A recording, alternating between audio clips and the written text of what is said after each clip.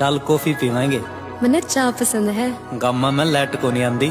तारा की छाम पसंद है। बिस्तरे मखमल के नहीं मिलते। सराहने की जगह तेरी बा पसंद है। चल चंडीगढ़ घुमा लियाऊं। चंडीगढ़ में तो बहुत रह ली, मन्ने तेरा गांव पसंद है।